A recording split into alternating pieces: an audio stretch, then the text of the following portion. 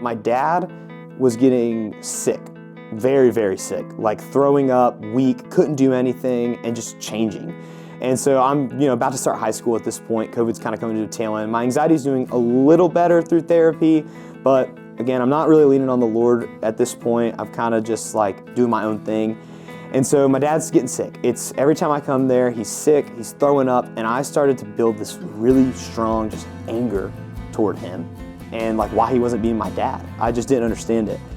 My brother came up to me and was like, hey, he was like, Dad told me not to tell you, but I found a bottle of vodka under his bed. And I remember being like, what? I was like, that doesn't make any sense. Like, I've never seen Dad drink in my entire life. I'd never seen that before. All this anger that I had built up towards him just snapped. And I got up and I walked outside and I just cursed him out. I called him names, told him he was the worst dad ever, that he was a failure, that he was horrible, that I hated him, that I didn't want to be around him anymore, that I didn't love him, just things I never even thought like I could say. And they just all came out, this hatred, just pure, just anger. I remember I went back in and just sobbed. I sobbed and sobbed. And I was just like, Lord, I don't know like what to do like at all. Like, I'm so lost. I just heard the Lord say, love him. It just resonated in my mind, love him.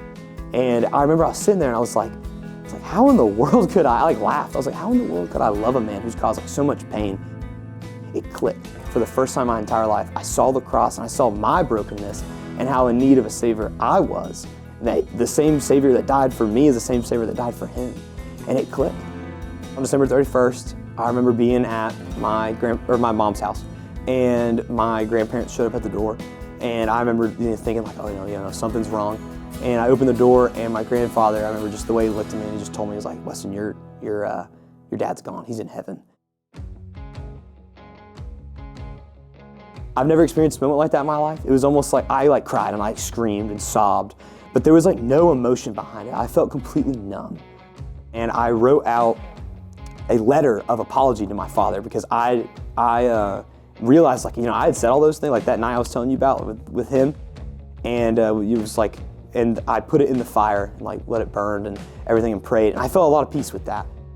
But it was life-changing. And that night, I said it when I was 6, I gave my heart to Christ, but that night I gave my life.